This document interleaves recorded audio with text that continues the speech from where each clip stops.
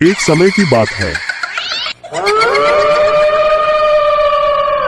एक छोटे से गांव में किशन नामक एक युवक रहता था। वह बहुत ही सरल और मेहनती था। गांव के लोग उसे उसकी अच्छाई के लिए जानते थे। हर कोई उससे प्यार करता था और उसकी मदद के लिए हमेशा तैयार रहता था। लेकिन किशन की एक विशेषता थी। वह रात के समय घर के बाहर बिल्कुल नहीं निकलता था। गांव वाले कहते थे कि रात में चुड़ैल आती है, जो कि एक भूतिया औरत है, जो रात के अंधेरे में पुरुषों को अपने जाल में फंसाकर उन्हें अपने साथ ले जाती है।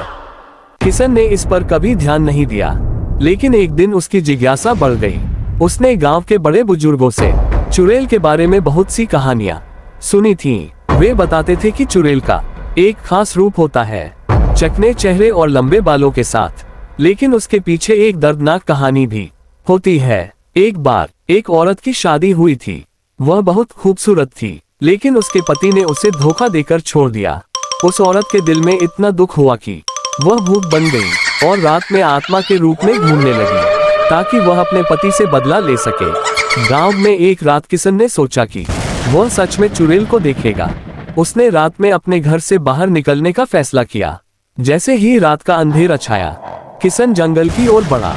उसे डर लग रहा था, लेकिन उसकी जिज्ञासा उसे आगे बढ़ा रही थी।